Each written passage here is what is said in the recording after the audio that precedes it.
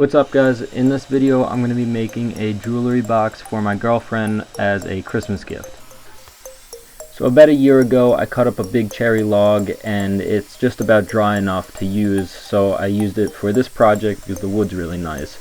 And I just planed it and jointed it to get it square, and then I resawed it a bunch of times on my table saw, and I got all the pieces out of that one block. I think it was about 2 inches thick and about a foot long.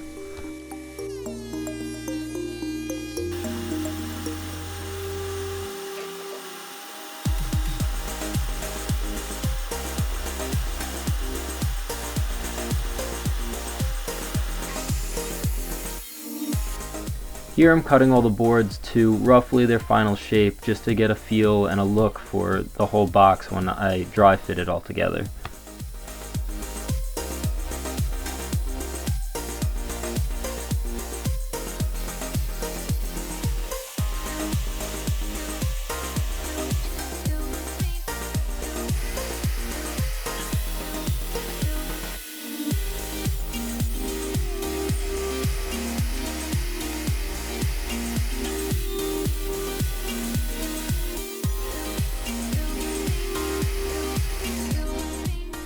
So to join the sides together I'm using dowels, and unfortunately I don't have a doweling jig, but to get around this I cut some nails in half. These are 1/8 inch nails, and I'm using an 1/8 inch drill bit to drill some holes in the first piece of wood.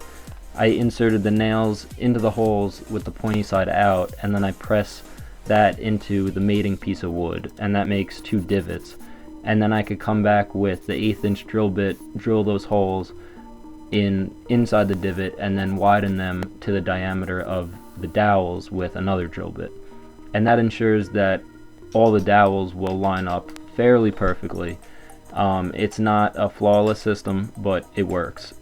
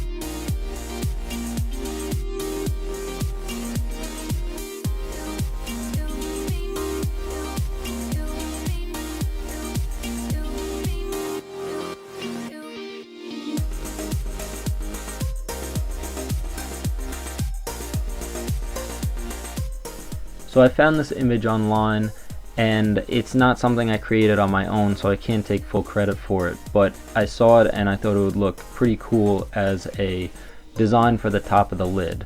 So I imported this image into this program called Vectric. I traced the bitmap to get a vector around the design, and then I generated a toolpath with a 1/16 of an inch cutting bit.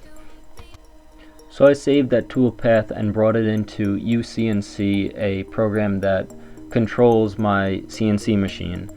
And then I just glued down the piece of cherry with some 2A tape, made sure it was all centered, and then cut it out. I went really slow with this just to make sure that I was getting the cleanest cut possible, so I didn't have to do any of the sanding like inside the groove where it would be hard to reach.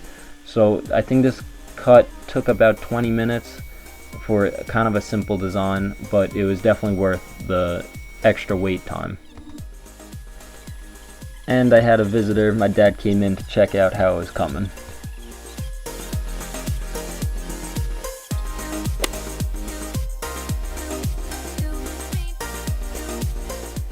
I went with brass barrel hinges to join the lid to the back of the box, and I went with this type of hinge because I think it adds a little bit of elegance to it, and it also is really small, so it doesn't draw your eyes away from the jewelry inside the box to some big traditional hinge that would normally be there. If that makes sense. And you can see how small they are. I think they look pretty nice.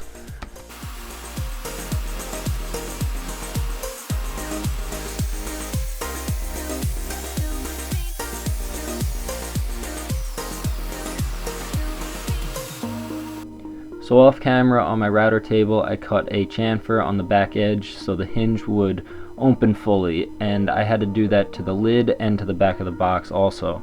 But I couldn't get the router bit to go all the way to the corner without cutting into one of the side pieces. So I just quickly cleaned that up with a chisel.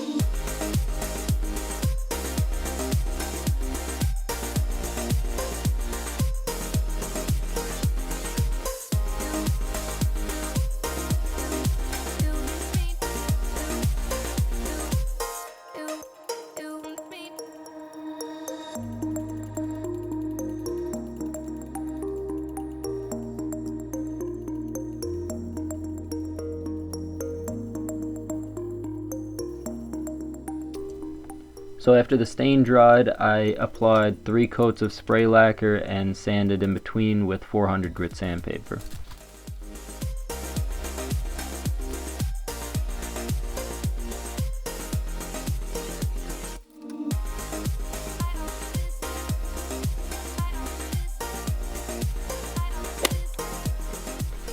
And finally, after that, I mixed up some epoxy and glued in the barrel hinges.